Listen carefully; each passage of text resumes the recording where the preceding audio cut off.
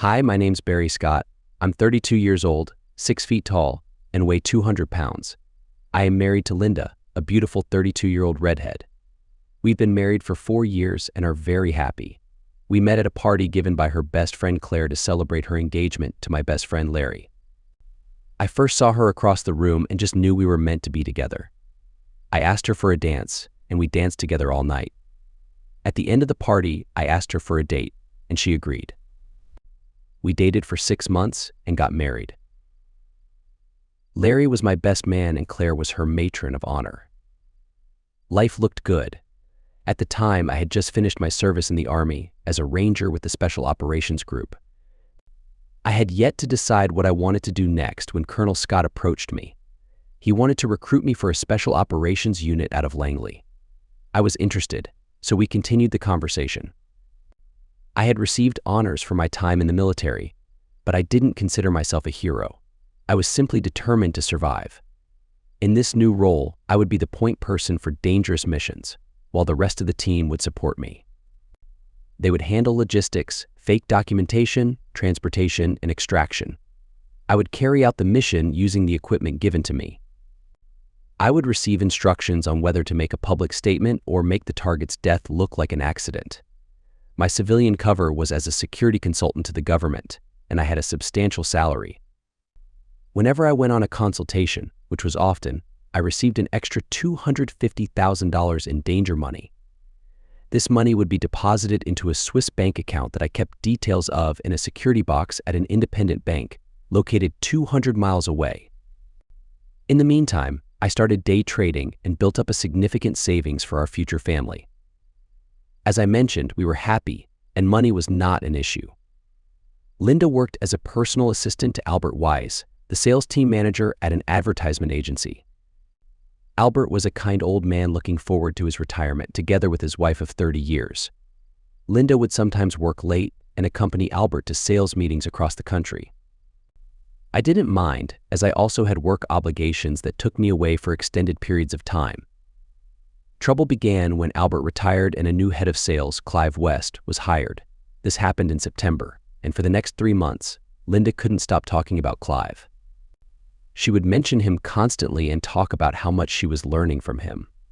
When I jokingly said that Clive must be capable of miracles, she stopped talking about him. At that time, I didn't think much of it. I trusted Linda completely and knew she would never betray me. I was, however, excited about attending Linda's company's annual Christmas party to finally meet this Mr. Wonderful. The party was scheduled for the week before Christmas, and Linda was really looking forward to it. She had chosen a stunning emerald green dress, along with new shoes and jewelry that I had given her as an anniversary gift. She looked absolutely breathtaking. I made a comment about her outfit to which she blushingly replied that she wanted to look her best for her loving husband. I smiled and asked who that would be, teasingly. She answered, "You, silly." Who else? We left for the party, and upon arrival, we were seated at a table just for the two of us. This was unusual, as we usually sat with her colleagues and friends, with whom I would chat while Linda mingled with the crowd. Dinner was good, although not exceptional, and towards the end of the evening, Linda left the table. I watched as she walked over to a tall, handsome man named Clive, dressed in an expensive suit. He was about 5 years older than us. Linda touched his arm to get his attention and then pointed towards me. They both walked over to our table. "Barry, this is my boss, Clive." "Clive, this is my husband, Barry," Linda introduced us. I stood up and shook Clive's hand. He tried to exert force with his handshake, but I matched it, causing him to retract his hand quickly. "You've got a strong grip there, Barry," he commented. "You too, Clive. How are you finding your time at Benson so far?" I asked, trying to maintain a friendly demeanor. "I'm getting the hang of it, thanks to your beautiful wife. I'm hoping to work closely with Linda in the future," he responded with a smug expression on his face, clearly indicating his intentions towards my wife. I looked at Linda, who avoided eye contact. It was time to address the situation. "Linda," I called her name firmly. "What?" she replied, looking at me with confusion. "Linda, that's her name, not Lynn. The last time I called her Lynn, she didn't talk to me for 2 days. Please use her real name." "Oh, of course." Sorry, no offense, she quickly apologized. None taken. If there had been offense, you would have known, I replied, trying to keep my composure. Linda blushed and turned to Clive, saying it was time to mingle with other guests. She gave me a furious look and walked away. I was used to Linda making rounds at these parties, wishing everyone a Merry Christmas. It usually took about an hour, during which I would chat with her colleagues at our table. As I looked around for a familiar face, I noticed that everyone avoided making eye contact. This felt unsettling. I sat alone, watching Linda and Clive move from one group to another. Every time they stopped, Clive would inch closer to Linda and place his hand on her back, eventually resting it on her hip. It angered me, especially because Linda didn't do or say anything about it. To any onlooker, they looked like a couple on a date. I decided to record their interactions for a few minutes, knowing that I needed to make a decision. I had been alone for over 2 hours. Should I create a scene or just leave? I chose to leave. I left a note for Linda, telling her that she didn't need my presence and that I had gone home. I advised her to take a cab back. The note lacked the affectionate words that it usually contained. 20 minutes later, I arrived home, and I still hadn't received any word from Linda. I turned off my phone, went to bed, and fell asleep almost immediately. I was awakened when Linda opened the bedroom door and turned on the light.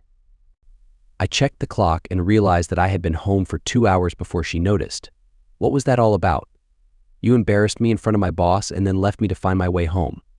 What the hell is wrong with you? She demanded. Not tonight. We'll talk in the morning, I responded calmly. Oh no, we'll talk right now. I picked up my phone and showed her the clips I had recorded of her and Clive. You left me alone for over 2 hours while you and Clive paraded around the room like a couple. No one would meet my eyes, they were too embarrassed.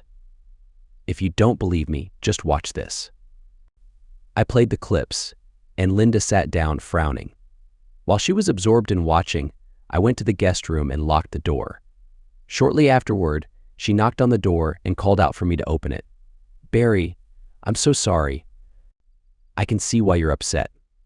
I didn't mean to hurt you. Nothing is going on between me and Clive, I swear. Please open the door, she pleaded. We'll see each other at breakfast. Good night, I responded firmly. The next morning, I got up, went about my routine, and took a shower. As I descended the stairs, I noticed the smell of cooking. Linda had prepared one of my favorite breakfast waffles with bacon and eggs. Coffee was already on the table, and she was just finishing up the meal. I thanked her for breakfast and started eating. Once I finished, Linda started the conversation. I'm really sorry. After watching those clips, I realized how we appeared to everyone. I didn't realize the impact it was having on you. But I swear, Barry, there's nothing going on between me and Clive. Please believe me. I believe you, Linda, but you must distance yourself from him. He practically admitted his intentions to seduce you. He's a predator, and you're his target, and he doesn't care who knows. And why does he get to call you Lynn when I got reprimanded for doing the same thing? He's my boss, so he can call me whatever he likes. I don't like it, but what can I do? And about him wanting to seduce me, you're wrong. He has always been a gentleman. Linda, he's manipulating you. He started by gradually invading your personal space, getting you used to his touch. You didn't even notice when his touches became longer until he put his hand on your hip. To any casual observer, this seemed normal to you. Am I right? Linda looked at me with tears in her eyes and nodded. I sat and looked at my wife for a few minutes. You have to understand there are manipulative people out there who specialize in seducing married women. They enjoy making the husband feel inadequate, and Clive is one of them. His next move will be to ask you to lunch and sit next to you to give him an excuse to accidentally touch you. He'll reach for the salt or perhaps the water jug and brush against your chest. Of course, he'll be apologetic, but it will happen again. The next step will be going out for a celebratory lunch with wine to lower your resistance, after which there will be a friendly peck on the cheek, and he'll hold your hand while walking back to the car. You might not resist because he's your boss, and what's the harm? He'll continue to give you compliments and find any excuse to initiate physical contact until he thinks you've accepted this as normal, just like you did at the party. The next step is he'll start asking you about me and when I'm away, saying things like, if you were mine, I would never leave you alone. Or, I think he's taking you for granted. Or do you think he's being unfaithful while he's away? You should check his emails. One day when he knows I'm not around, he'll ask you to dinner and suggest you not tell me as I might get the wrong idea, just to talk about your promotion, or to discuss a mistake you've made on a project. You might accept, hoping for the next step in your career or wondering what you've done wrong. The next time he takes you to dinner, it will be at a venue with dancing. He'll dance with everyone, but mostly with you. This will give him a chance for more physical contact and will seem normal, especially if he dances all the slow songs with you. So from lunch to dinner and dancing, these activities will become a regular occurrence. His next step is to take you to dinner at a restaurant with a dance floor in a hotel he's coming close to achieving his goal. After taking you there a few times to get you comfortable, he'll make a move. He'll find an opportunity to hug you, and if you resist, he will apologize profusely, saying something like, "I'm so sorry. It's just that you're so beautiful I couldn't resist. Please forgive me," and of course you will. The next time, he might try when you've had a little too much to drink, or even put something in your drink to lower your inhibitions. Before you know it, you'll be in a compromising situation with him, wondering how it happened. I'm willing to bet he will have won you over by this time next year if you stay as his PA. I looked at Linda. She was now crying, and tears were dripping off of her chin. You can't be serious. You know I will never betray you. I'm more than capable of handling Carl if he tries anything like that. I'm disappointed that you think so little of me that I might fall for his lies. I'm not some naive person who easily falls victim to manipulation. Linda, I meant no disrespect and I trust you completely, but manipulators like him know how to break your defenses. To him, you're just another conquest. Look how easily he came between us tonight. This is our first major fight since we met.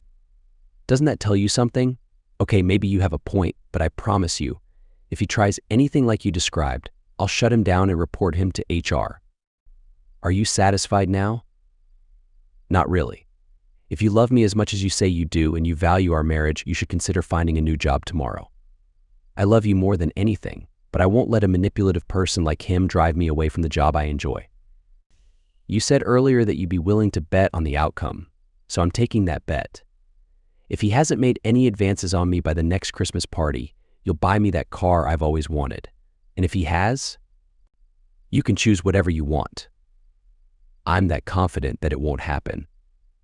All right, I'll think of something. I dropped the subject after that, and life went on as usual. We went to work, socialized with friends, and got close several times a week. About 2 months later, I brought up the topic again. Linda, it's been 2 months since we talked about Carl. Has he asked you to lunch yet? Linda looked a bit uneasy, like she was trying to avoid answering, which worried me about our marriage. I knew he had asked, but had she accepted? I'm not telling you anything until you tell me what you want, if I lose our bet. I could tell she was evading the question, so I started to feel anxious about our relationship. I thought about the situation, and the more I thought about it, the more convinced I was that I was right. I decided to protect myself financially, so I had my attorney draw up a legal agreement. If she cheated, she would only be entitled to her personal belongings and the money in her account.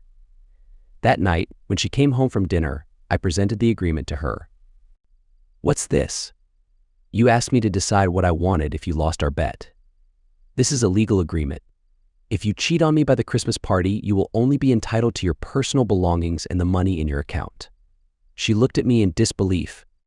Are you serious? I am very serious. Are you confident enough in your ability to resist Carl's advances that you will sign this document? Or have you started going to lunch with him, like I predicted? She grabbed the pen, signed where indicated, and threw it at me before storming into the bedroom and locking the door. At that moment, I think I realized that our marriage was over, even though she didn't seem to understand it yet. The following day, I gave the signed agreement to my attorney for safekeeping. I prayed that I would never have to use it because it would mean the end of our marriage.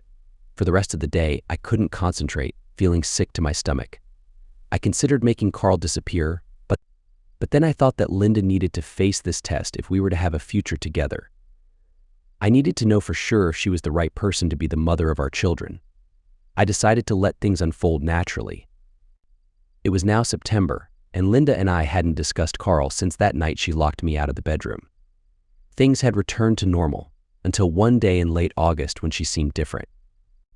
I returned from an assignment one afternoon, and Linda was still at work, so I started cooking dinner. When she came home, I could immediately tell that something was wrong, so I asked her about it. She brushed it off, saying it was just a work problem. She seemed on edge for the next couple of days but refused to talk about it. We usually got close when I returned, but she said she wasn't feeling well, so we didn't get close for the next 2 days. On Saturday, she seemed like her usual self, as if she had reached a decision, and the weekend went well. We got close on Saturday night and Sunday morning, but I could tell her heart wasn't fully in it.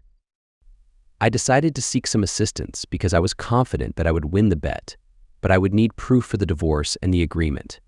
I contacted our team planner and explained what I needed. She agreed to follow Carl and Linda and had their cars, his office, and any rooms they used bugged. I was saddened by the impending end of my marriage, but appreciated the loyalty and support of the surveillance team. They insisted on not accepting any monetary reward, saying it was their pleasure to help me. They reassured me that if I needed further assistance, they would be there.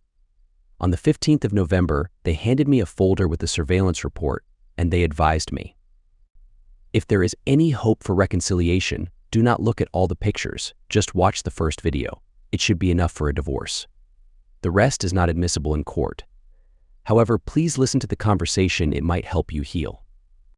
I followed their advice and only watched the first video. It showed Linda and Carl walking down a hotel corridor.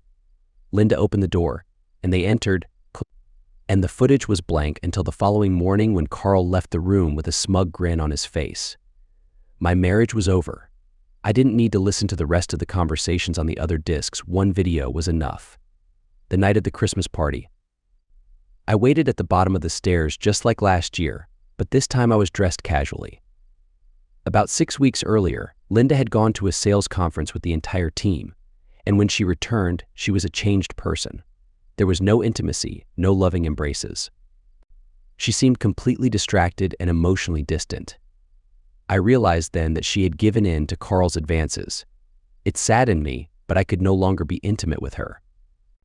I made up an excuse, saying I had a medical condition that prevented any activity. I told her I was in a lot of pain, so I wouldn't be able to attend the Christmas party. Since she had recently been promoted to assistant sales manager, she would have to go alone. She came down the stairs, and I was surprised to see that she didn't put in the same effort to impress as she did last year. She wore a simple cocktail dress, comfortable shoes, and minimal jewelry. If it weren't for the dress, she could have been dressed for work. I was shocked by the change. She walked over to me and gave me a quick peck on the cheek. I'm off now. I won't be out too late, and I'll have a lot to tell you after tonight. With that, she opened the door and left for the party. Earlier in the day, I visited my attorney and picked up the necessary paperwork for divorce, as well as lawsuits against Carl for alienation of affection and failure to implement company policy regarding harassment. I also visited the surveillance team to thank them for their help. They refused any monetary reward, insisting that it was their pleasure to assist me. I was moved by their loyalty and expressed my deepest gratitude. They handed me 3 other folders, revealing that Carl had seduced 2 other women in the sales team and the CEO's personal assistant. I knew my marriage was over, and it was time to move on. Back home, I gathered all the evidence and legal documents in my briefcase and dressed in formal attire with a tie. I headed to the party, picking up the court server on the way. I gave her money for the cab ride home, and I also asked her to give the folders to the woman's husband. We arrived at the party, which was in full swing. I showed my invitation and was allowed inside with the court server. We sat at a table in a corner, and nobody seemed to notice us as I pointed out the various people whose lives were about to change. When I saw Linda, she was talking animatedly with a person, and he didn't seem too happy. During a slow dance, I took the opportunity to make my move. I approached the band leader and requested to make an announcement. He paused the band and handed me the microphone. I tapped the microphone to grab everyone's attention. Good evening, everyone. I hope you're all having a great time. I won't keep you long, but I have a few early Christmas presents to give out. I nodded to the server, and she walked over to Linda and Clive. Linda looked shocked and had a surprised expression on her face. The server handed Linda the first package, then turned to Clive and gave him his. She continued to deliver packages to the husbands who had been cheated on. Finally, she came towards me where Mr. Benson was trying to get my attention. She walked up to him and said those dreaded words. "Are you Mr. Walter Benson?" "Yes, Mr. Benson, you have been served." With a smile, she left the venue. The room fell silent. Instead of cheers and applause, there were various responses. "How could you? You dishonest person." "Oh my goodness, why?" Several betrayed husbands expressed their shock and disappointment. There were even sounds of slaps given to cheating wives. Clive, fearing for his safety, quickly left the party. Linda was still looking at me as she opened her envelope. She looked at the photos, burst into tears, and collapsed to the ground sobbing. The first photo showed a car with a red cross over it, along with a note saying "I win." The second photo depicted her letting Clive into her room, and the third showed him leaving the next morning. Finally, Mr. Benson got my attention. Old man Benson was a religious man with traditional values. "What is all this about, young man?" I guided him to a quiet table and explained the situation, emphasizing that he was held responsible since Clive first started his inappropriate behavior in a hotel room paid for by the company. Therefore, it was considered company property. Clive continued his actions by having affairs with other women in his office, blackmailing them into the relationships. I also informed him that everyone in the company, including the CEO, knew about the affairs but did nothing to stop them. As a matter of fact, the CEO only found out about his wife's affair tonight. Karma can be harsh. Mr. Benson's face turned red like a tomato, and he seemed close to having a heart attack. He stood up and approached the microphone. "May I have your attention, please?" The room quieted down, except for the sounds of sobbing from women whose lives had just been shattered. "It has come to my attention that certain members of this company have been engaging in inappropriate activities on company premises. You know who you are, and you will need to report to HR for disciplinary action on Monday morning. Mr. Clive West, if you are still here, you are terminated without any bonuses or references. As for the rest of you, saying that I am disappointed would be an understatement. Many of you knew what was happening and did nothing. You could have saved 4 marriages, but instead, you gossiped without taking any action. I always considered us a work family, but you have shown me how wrong I was. Therefore, until further notice, all social functions are canceled while I investigate this matter.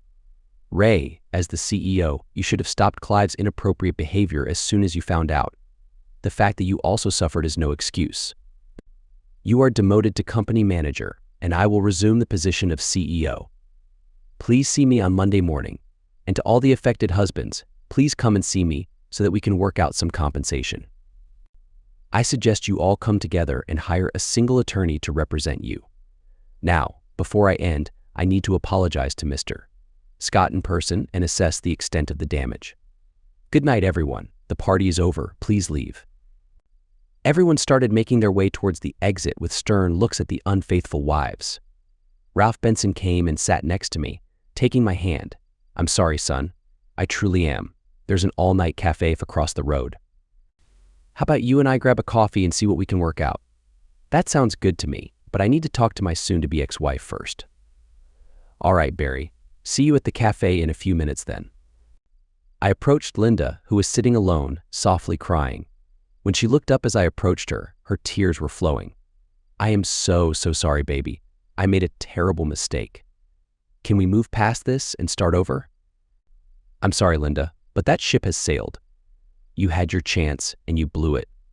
I will be away for a few weeks, so I want you out of the house before I return. Here's the name and address of my attorney. According to the postnup you signed, you will leave with only your clothes and anything you brought into the marriage. However, you can keep your jewelry and the money in your own account. All other accounts and credit cards are blocked. You came into the marriage with $3,000 in your account, and my attorney has a check for that amount for you to collect. The lease on your car expires in a couple of months, as does your insurance. You can decide whether to continue or cancel them. It's up to you. Please, Barry, I made a mistake. Things got out of control, and I didn't intend for this to happen. Do you remember our conversation last Christmas when I warned you about what would happen if you stayed as his assistant? I know you do, so no need to answer. You told me you weren't naive and that you could handle him. You refused to leave your job because you wanted that promotion. Well, you did get the promotion, but look at what it cost you, cost us. Was it worth it? She broke down crying once again as I turned and walked away. I went to meet Ralph, and despite everything, I still loved her and had an idea in mind. When I entered the cafe, I noticed that Ralph had already ordered. He must be quite perceptive. I took a sip of the coffee, which was perfect. Strong and black with 2 sugars. How did you know?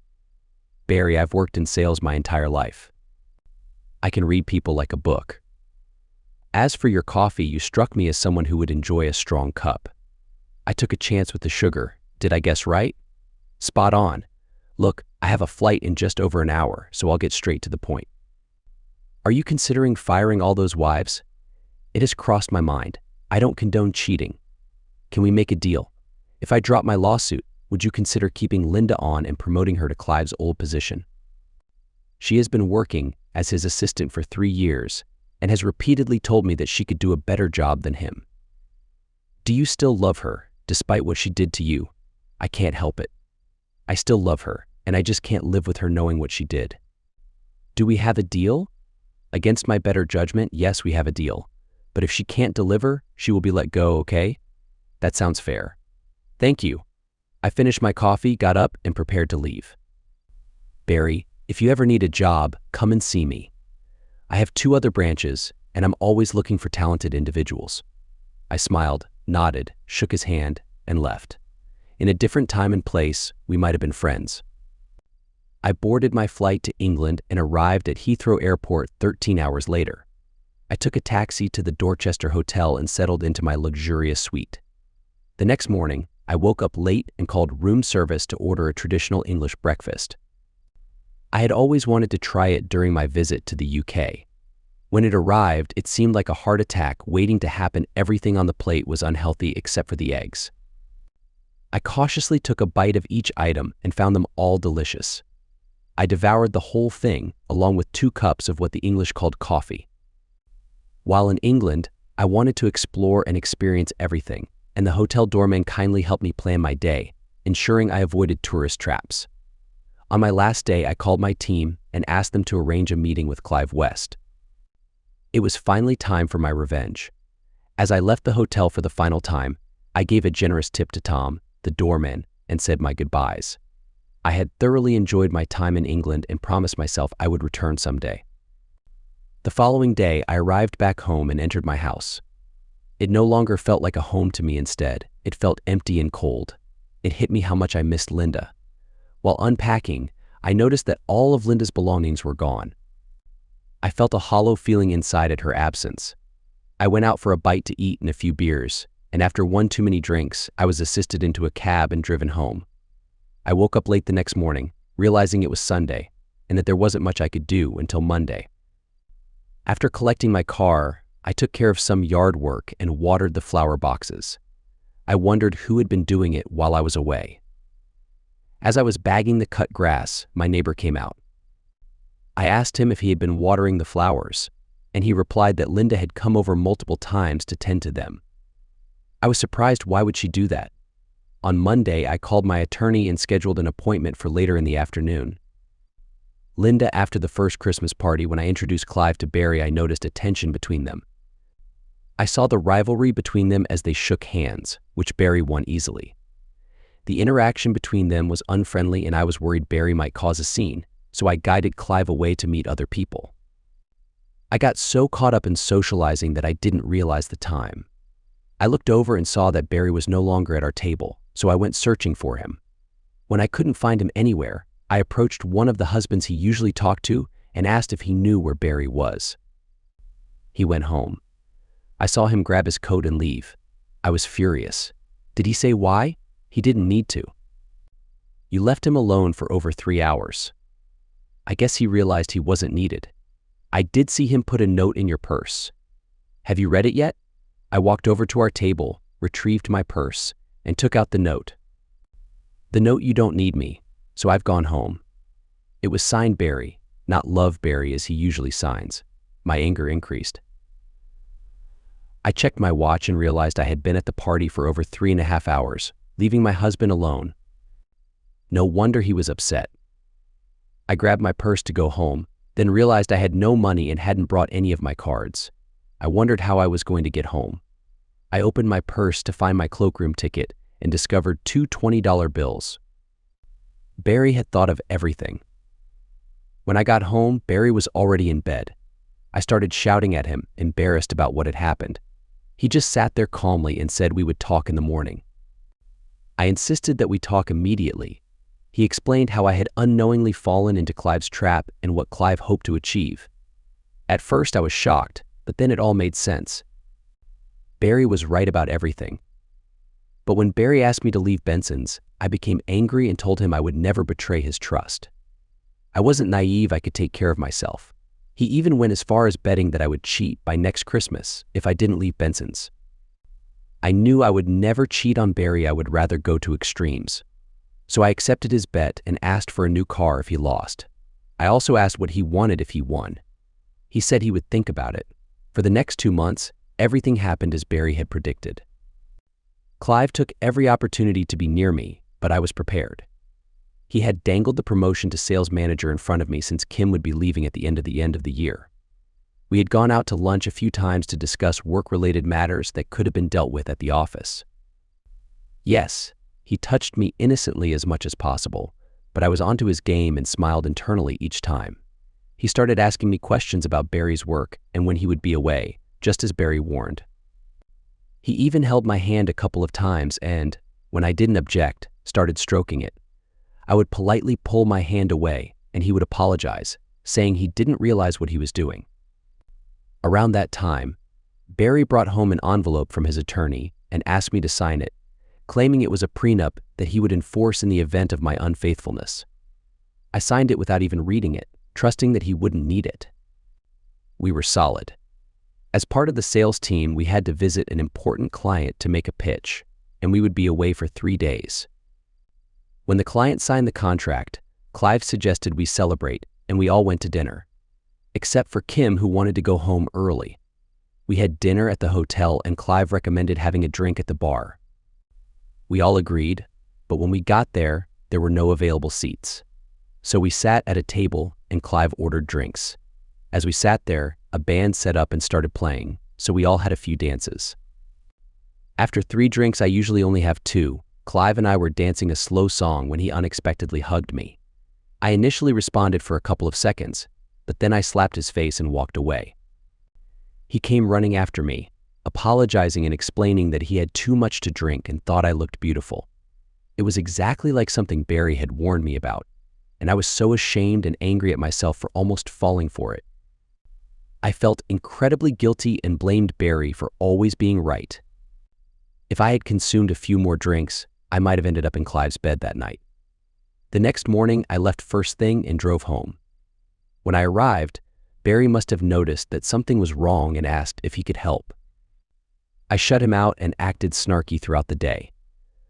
I went to bed that night unsure of what to do about Clive, but sometime during the night, I had an epiphany. I decided to report Clive to HR on Monday and resign. Saturday morning, I felt as if a great weight had been lifted off my shoulders. I snuggled up to Barry, and we got close in desperation that I had never felt before. We got close again that night and the following morning. I'm sure Barry realized that our marriage had reached a turning point. On Monday, I went to work as usual, determined to end this charade and put Clive in his place. When I arrived, Clive was waiting for me and asked me to come into his office. "Linda, I'm so sorry about Thursday night. I had too much to drink and wasn't thinking clearly. I know you're angry with me right now, but please don't do anything rash. I talked to Mr. Benson and he's going to recommend you for the position of manager. But if you create a fuss now, the board won't be impressed and you might lose the job. I promise to stay away from you from now on if you give me a second chance." I thought about his proposal since I wanted that promotion. In the end, I agreed, and life went on. It was getting close to the annual company sales conference, and all 3 offices in the country would be attending. I was informed that my promotion would be announced during the conference. It was going to be held in the neighboring state for 2 days, with a company ball exclusively for the staff on the second night. It was meant to be a team-building event. We all drove there separately and checked into the hotel. I went down to dinner and found some of my colleagues, with whom I sat and enjoyed a nice meal followed by a few drinks. I was tired, so I went to bed early, knowing that the next day would be busy. I dressed in a business suit for the various meetings. The day went well, and during the final plenary meeting, awards were given out, and my promotion was announced amid applause. Afterward, I went to dinner and had a couple of glasses of wine to celebrate. Clive sat at the other end of the table, keeping his promise and not making any advances since our last conversation. After dinner, I changed into my cocktail dress for the year-end ball. As I entered the ballroom, I spotted my team and joined them. I was asked to dance by a couple of men from the other offices, and I accepted their invitations. They were all polite and maintained a respectful distance. Towards the end of the evening, Mr. Benson left and Clive immediately asked me to dance. Since I hadn't danced with him all night, I agreed. We remained on the dance floor for 2 dances, and I noticed that I was feeling a bit tipsy from the wine and 3 cocktails I had consumed. So when Clive insisted we have one last dance, I didn't object, even though it was a slow song. We moved across the floor with him holding me tightly. At the back of the dance floor, there was a large potted plant, and Clive guided me behind it and stopped. I looked up at him, and he leaned in to hug me. Instead of pushing him away, I pulled him closer. We remained like that until the song ended. I practically dragged Clive up to my room. Exhausted, I fell asleep. I woke up the next morning, confused about why I was lying on top of the bed. I screamed and rushed to the bathroom, noticing Clive lying next to where I had been with a smirk on his face. I cried uncontrollably for what I had done. Barry was right, Clive had seduced me by Christmas, and now my life was ruined. When I couldn't wash anymore, I returned to the bedroom. Clive was standing there, already dressed, with that same smirk on his face. Well, I finally got to be with little Miss Goody Two-Shoes.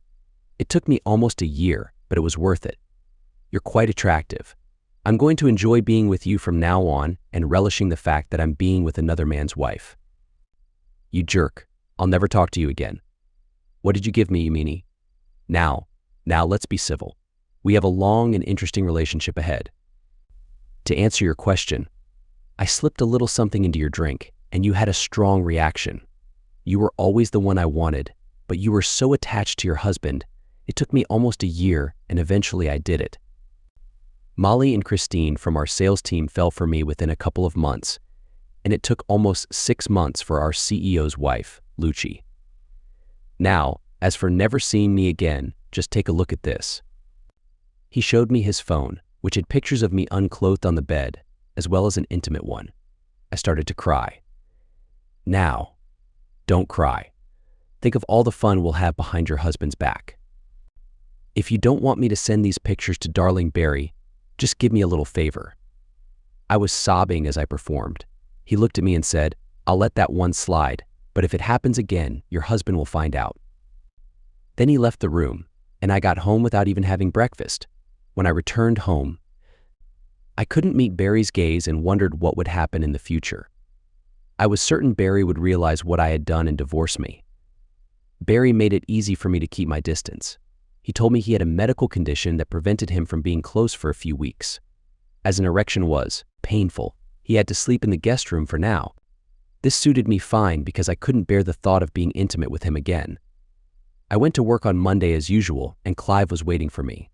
He called me into the office and locked the door. Okay, Linda, you know what I want. You're too uncomfortable for any encounter, so just do me a favor, and don't throw up like before. Then he told me to get back to work. As I left his office, I noticed Molly and Christine gave me a sympathetic look. I went to the restroom and cried until I couldn't cry anymore. That evening, Barry and I hardly spoke, and when he asked what was wrong, I made an excuse and went to bed. The same thing happened the next day and the day after. I was disgusted and ashamed of myself. After several attempts, he gave up and started being close with either Molly or Christine. I could hear them as I was near his office, and I thanked God it wasn't me. I still had to perform favors for him occasionally, and I despised him for that. I hadn't found a way out yet while still staying married. The morning of the Christmas party arrived, and Clive called me into his office. Well, you turned out to be a disappointment. Why couldn't you enjoy being close with me like those other women? We could have had a great time, but I won't let you off easily. On the first day back, I have some potential clients to meet at the Silver Dollar Hotel for dinner, and you're on the menu. I've already informed them about you, and they can't wait to have you after signing the contract. See you tonight. There was no way I was going to submit to this. Clive and his accomplices were in for a surprise. That night, Barry said he was still too uncomfortable to go to the party but told me to go anyway. Perfect. I could expose Clive and explain everything to Barry later. I knew my marriage was probably over, but I couldn't continue living like this. It was destroying me. I had lost weight due to being sick after every meal, and I hadn't slept well in over 6 weeks. I dressed casually for the event, and I'm sure Barry noticed something was off as he gave me a strange look when I left. I did notice that his goodbye was cold and distant. It felt like we would never see each other again. I arrived at the venue and socialized with other attendees. Many people avoided eye contact with me, aware of what had happened. Word had spread, and no one wanted to sit at my table, so I sat alone, fighting back tears. When Clive entered, he sought me out and sat next to me with a smug smile. I looked him right in the eyes and said, "Wipe that smile off your face. Your plans for Monday won't happen." After Mr. Benson gives his Christmas speech, I will expose everything you've done. I will name names and point fingers. My marriage may be over, but your career won't survive. And once Barry catches up to you, you'll regret it. Suddenly, the music stopped, and a voice I recognized too well started to unravel people's lives. It was my husband getting his revenge. Then, a woman approached me and asked if I was Linda Scott. When I confirmed, she handed me an envelope and said, "You have been served." She did the same to Clive. Then she walked over to the husbands of Molly and Christine and handed them each a package. She did the same to our CEO and then to Mr. Benson, standing next to Mr. Benson was my husband. I nearly fainted. I opened the envelope already knowing what was inside. It was divorce papers. But the first thing I saw was a picture of the Porsche I wanted, and he had marked a large red X on it with the caption, "I win." Then I found 2 more photos showing Clive entering and leaving my hotel room. I collapsed onto the floor, and 2 men came to help me into a chair. Molly and her husband were yelling at each other, and Christine was on the floor, holding her face, having obviously been hit. 2 men were restraining her husband as he cried like a baby. I couldn't see the CEO or his wife, so I wasn't sure what happened to them. Mr. Benson grabbed the microphone and announced that the party was over, and there would be strict consequences on Monday. Then he sat next to Barry, engaging in a conversation. After that, Mr. Benson left the room, and I didn't see him again.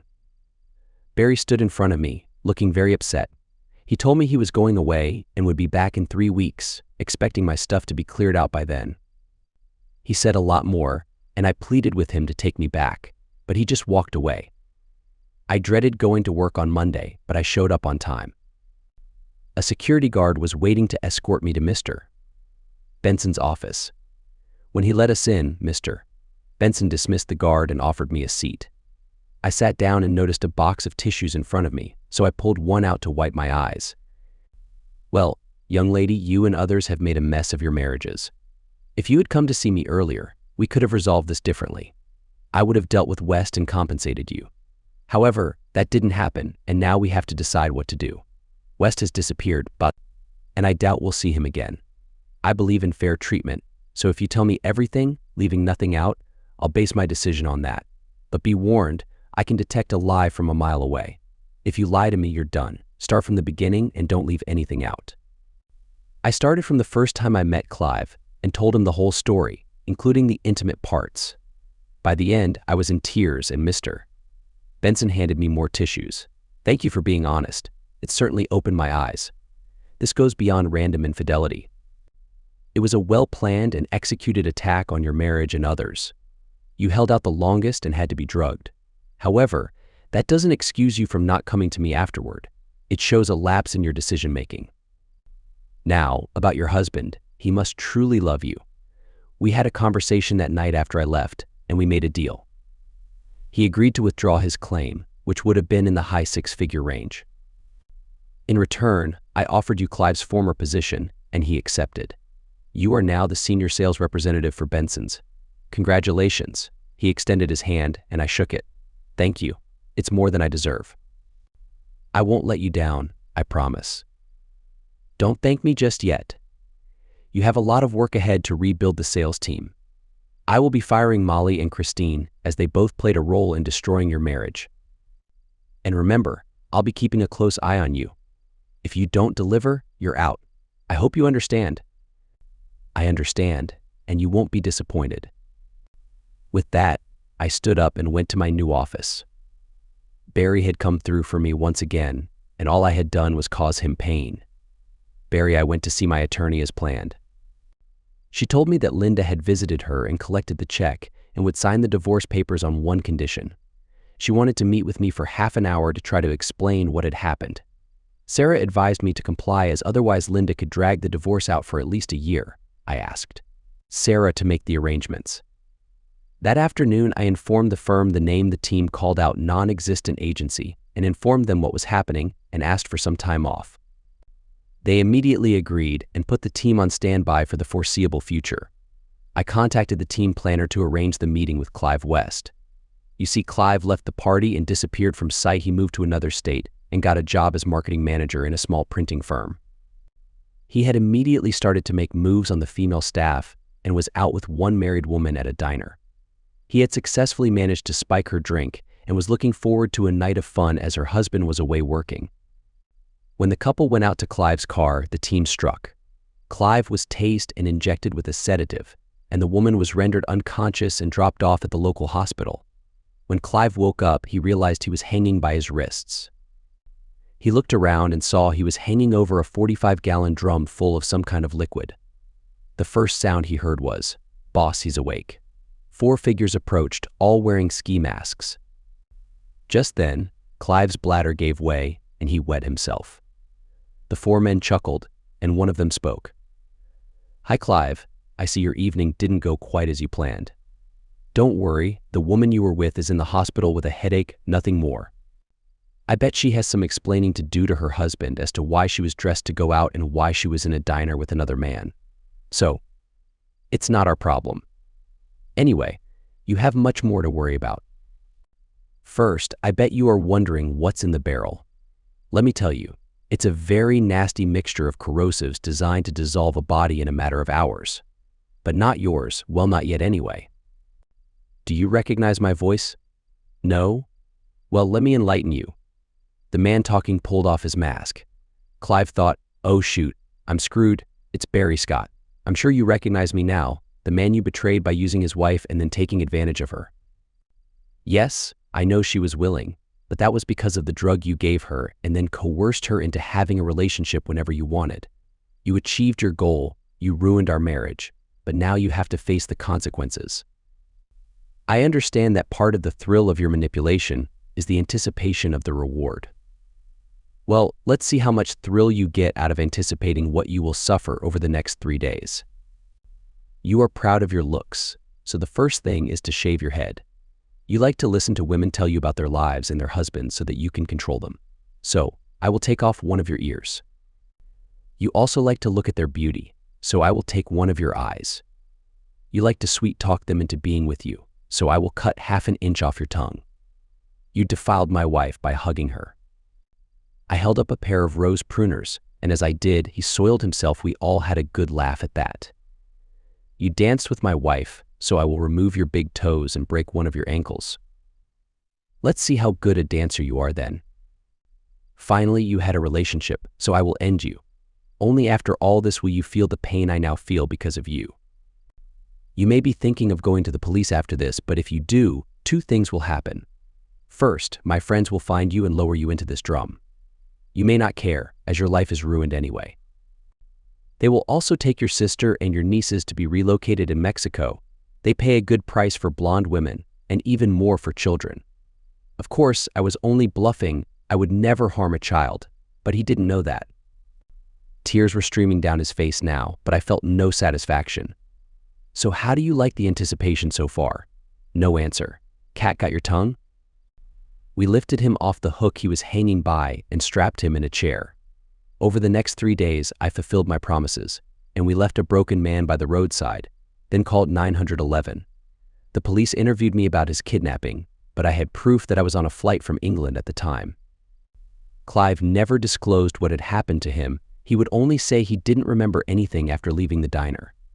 The meeting, I sat in an empty office at Sarah's, waiting for Linda to arrive. Sarah was with me, and she said the whole meeting would be recorded for my safety. Linda was shown in. I could see she had gone to a lot of effort for this meeting. Her hair was freshly done, and she wore makeup and nice clothing. She looked stunning. She might have worn anything, but it didn't affect me. I had dressed casually to show my indifference. I opened the conversation. "Okay, Sarah, you wanted this meeting. What do you want?" "First, I want to say how sorry I am, and I didn't mean to hurt you. I was drugged the first time and couldn't control myself. After that, he blackmailed me into being with him. I finally realized I would never be free of him, and I was going to expose him for who he was at the Christmas party when you confronted him and ended everything. What you saw when you walked in was me telling him what I was planning to do. I know all that, but it doesn't excuse you from guilt. You had warnings about what he was doing, but you continued on anyway, hoping for your promotion. When he first tried to hug you, you should have ended it, but you didn't. You continued to see him behind my back until he drugged you and had encounter with you. Even then, you could have come to me, and I would have forgiven you. But instead, you handled it yourself, getting involved with him again over the next 6 weeks, not to mention the other things. I can't even look at you anymore. You're no longer someone I can be with, and if you're looking for reconciliation, forget it. You ruined it the first time you slept with him after he slept with you at the hotel. So are we done, or do I have to listen to more of your weak excuses?" Linda, crying, got up and rushed out of the room as I shouted, "Don't forget to sign the divorce papers on your way out." Linda moved in with her parents until she could find her own place. The house we had shared was part of my job's benefits, so I stayed there alone. One night, her mother called me. I had always had a good relationship with her parents, and they treated me like a son.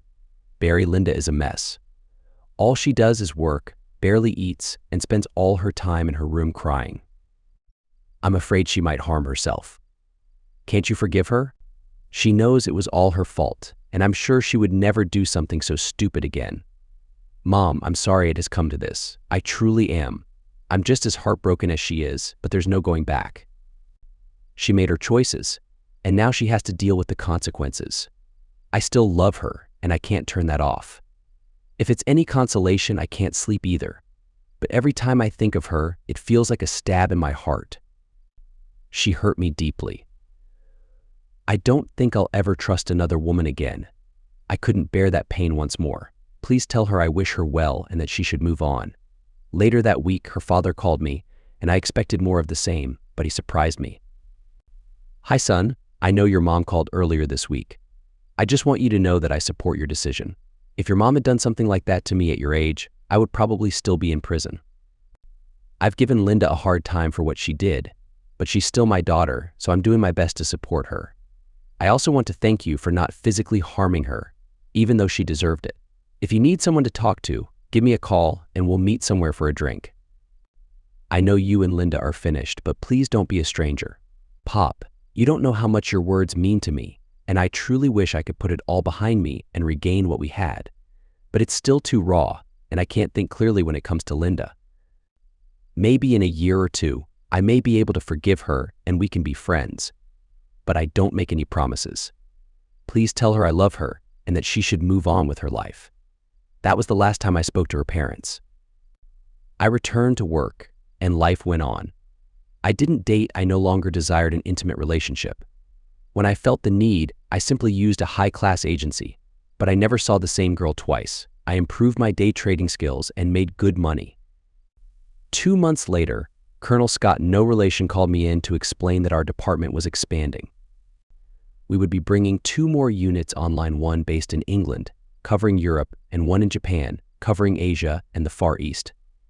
I was offered the job of building the one based in England. It would be a team of 5, comprised of members from France, Germany, Italy, and Britain. I would lead the team, but not participate in the missions. Our point person would be a sergeant from the SAS, and the team would handle planning, reconnaissance, supply, and cyber intelligence. I accepted the job since I had grown somewhat disillusioned with my current position. Plus, there was a pay increase, although without danger pay, the finances would balance out. I accepted the offer as I felt it was time for a fresh start. I would leave at the end of the month. I packed up everything I wanted to take with me and stored the rest. I left the house with mixed feelings, saddened by all the happy memories but also relieved to leave behind the pain. I arrived in England and was greeted by an embassy car. I would be based in London at the embassy with an apartment just outside Chelsea. The apartment had 2 bedrooms, a kitchen, and a living room. I would be comfortable there. A cleaning service would come twice a week, and a driver/bodyguard would pick me up each morning and drop me off after work. I met the team, and we did our best to get to know each other, despite the distance. I stayed in London, while they were based in the SAS barracks at Hereford. We would communicate primarily by phone. I quickly settled in and started working. I was surprised by the number of calls we received in a year. Our point person had quite the record, and the criminal element was in chaos. This continued for the next 5 years, at which point I found myself missing the weather in the USA. It seemed to rain almost non-stop in England's winters, with droughts in the summers. Who would have thought? I resigned from the firm and returned home, unsure of what to expect. I found a nice 3-bedroom house in a gated community and settled in. I no longer needed to work, but I continued to play the markets, making enough money so that I didn't have to dip into my savings. I dined out most nights and went to the local gym 3 times a week. I attended concerts, plays, and the occasional movie. The last one would change my life. I had just seen the latest Marvel film and was sitting in Kim's diner, enjoying a steak dinner with a drink, when someone sat down across from me. I looked up and nearly choked on my food. There, sitting across from me, was Linda. Oh shoot, just what I needed. I thought I was over her and had embraced the life of a bachelor. And suddenly, there she was, looking as stunning as ever. Well, aren't you at least going to say hello after all these years? My heart was pounding. This woman still affected me more than I wanted to admit. I found that I was happy to see her and realized I no longer held the grudge I had for so long. Hi Linda, you're looking good. That was all I managed to say. And she did look good. She looked more relaxed than I felt, that's for sure. Is that all you've got to say? No. How are you doing? Or it's good to see you? Sorry, but you took me by surprise, and yes, it is good to see you. What are you doing here? I asked as I looked around for a partner/boyfriend. I'm out with a couple of girls from work. We go out once a month for a girl flick and a meal afterward. Look, Barry, we have a lot to talk about, but not here. Call me and we'll meet. Please don't blow me off. It's really important that we talk. Anyway, I must get back to the others, or they will make exaggerated assumptions, if you know what I mean. She took out a business card and wrote her number on the back, and I watched her walk away. Darn, I thought I was over her, and now here I was watching her walk away and thinking about what could have been. Should have been if only she had stayed true. My stomach knotted and I was tempted to tear up the card, but she had seemed so insistent that we meet, so I kept the card. My meal was ruined, so I called for the bill. As I paid it, I saw Linda and her friends look at me and smile. Call me small-minded, but I didn't acknowledge them and just walked out. All the way home I couldn't get her out of my mind if only we hadn't bumped into each other. I didn't sleep well that night and got up early and went to the gym to try and distract myself. It didn't work. She was in my thoughts, so I decided to call her, but not yet. Let her sweat and think I wasn't going to call. I lasted until Thursday and called her. The card said she was the CEO at Benson's now, and I uncharitably thought, who had she pleased for that promotion? I immediately scolded myself for that unworthy thought. I called her number and she answered immediately. Hi Barry. Her voice reminded me how much I missed her cheerful way of answering the phone. I thought you were never going to call. I had my reasons. Look, if you still want to meet, I'm up for it. How about Friday night at that diner? Sorry, Barry, I'm going to dinner at Mom's Friday night. How about we meet for lunch at the diner, say at 2, and take it from there? Okay, see you then. And I hung up. Saturday morning, I did my shopping as usual, but kept thinking about Linda and why she wanted to talk after all this time. I went home and changed into slacks and a polo shirt, not exactly smart, but not too lazy either. I needn't have worried when I got there. She was sitting in a booth in the corner, I suppose for privacy. She was wearing jeans, a t-shirt, and a denim jacket. She stood as I approached, and as I went to shake hands, she pulled me in and gave me a peck on the cheek. I felt a little flutter in my stomach and stepped back to look at her. She was smiling as if she had just won a bet and sat back down. I sat down and stared at the menu, but not seeing anything as my mind was still appreciating that hug. Darn, she could still manipulate me like a violin. I had to take the initiative. So Linda, what is so important? We had to meet and bring all the pain back. Haven't we both suffered enough? I'm sorry if I have caused you to suffer again. It wasn't my intention. You just looked so lost when you came in. I thought you needed me to make you feel better like I used to.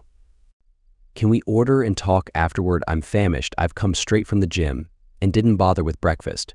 We ordered bacon waffles and eggs for Linda and a bagel for me, and we both ordered coffee. As we ate, we brought each other up to date on our experiences over the past 5 years. Linda had been promoted to CEO when Ray Barnes left for better opportunities and Ralph Benson went back into semi-retirement. Linda inquired about my past 5 years but understood that I couldn't tell her much as my job was classified. She seemed genuinely interested when I told her I had my trader's license and was doing well. We talked about various things through the dessert, but when that was cleared away and more coffee was brought, Linda's demeanor changed. Barry, the first thing I want to say is I have missed you every single day we were apart, and I never stopped loving you. You should also know I tried for 2 years to find you, but the government wouldn't even acknowledge you worked for them. I stopped looking when 2 men in black suits came to see me and told me to stop as it was a matter of national security. I didn't know what to think. Had I been married to James Bond and didn't know it? Then we bumped into each other and here we are. I need to know if you're still working for the government before I go any further. No, Lynn, I have left that life behind me and now just work for myself as a trader. In that case, there is something you need to know. She took out an envelope from her purse and opened it. She then took out a picture and gave it to me with a smile. It was a picture of a little girl of about 5 looking into the camera and smiling. I could see the resemblance to Linda and looked at her with an eyebrow raised in question. Her name is Sarah Jane Scott, and she is our daughter. Here is the proof. She gave me a birth certificate and 2 pieces of paper. The certificate had me listed as the father and the other pieces of paper were DNA test results proving I was her father. I sat there stunned. Was this some sort of trick to get me back, or was it real? How? When? The last time we were intimate before Clive hurt me. I was feeling ill and being sick every morning leading up to the Christmas party. I thought it was the stress, but after you left I went to the doctor and he told me I was 4 months pregnant. I was frantic. I thought it was Clive's, but I couldn't terminate it just in case it was yours, so I carried it to term. When she was born and I saw her for the first time, I just knew she was ours. So I had a DNA test done, and sure enough, she's your daughter. Barry, I know you always wanted children. Well, now you have one. The decision you have to make is, do you want to be a part of her life, and if so, in what capacity? You have choices. You can be an absent father, a weekend father, or a full-time father. I need to know before I introduce you to her. She will recognize you immediately, as I have our wedding photo on the wall and a picture of us together on the mantle. You see, I never gave up hope that we might someday be together again. If, however, you're not interested in being a father, just walk away and I will never contact you again. The choice is yours. I sat there looking like a complete fool. I was already head over heels for this little girl, and I had yet to meet her. How could I not want to be in her life? She was a part of me, maybe the best part. I looked up at Linda's smiling face and just nodded. I had tears in my eyes and a silly smile on my face. She knew then she had me. The bait was just too tempting. I can see by the look on your face you want to be in her life. We can see in what capacity as we go on. Now finish your coffee and I'll take you home to meet her.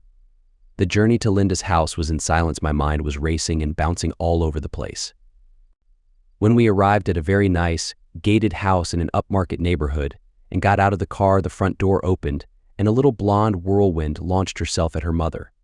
Mommy, I missed you. Is this the man in your picture when you got married? Yes, honey, this is your daddy. On hearing myself described as daddy, my heart nearly burst and I had to wipe tears from my eyes. Mommy, why is daddy crying? Is he sad? No, baby. He's just so happy to see you, he can't help it. Now go and say hello and take him inside. She came over to me a bit shyly and took my hand. Hello, my name's Sarah. Would you like to see my room? Mommy said it would be all right, come on. Hello, Sarah, my name's Barry and I would love to see your room. No, silly, your daddy, not Barry. And she led the way, pulling me along. Linda was standing there smiling with tears trickling down her face. Epilogue. Needless to say, Linda and I soon got back together and were married within the year. Sarah was her chief bridesmaid with a little help from Linda's mother, of course. It's now been 2 years I've been a stay-at-home dad, and I love it, although a nanny does most of the work. Linda runs Benson's but will soon have to take maternity leave as she is expecting another little Scott any time now. Am I happy? You bet I am. On a lighter note, 2 deaf men go into a bar. One signs I'll get the drinks and goes to the bar. When he orders and lip reads the bill, he thinks it's really expensive. He asks the bartender why it's so expensive in broken English. The bartender points to the speakers around the room and explains it's because of the music. The man asks, rock and roll? No. Jazz? No. What then? Country and western. Oh. And the man returns to his friend and explains their next drink will be somewhere else. When his friend asks why, he explains about the music and points to the speakers. His friend asks, rock and roll? No. Jazz? No. What then? Some fool from Preston.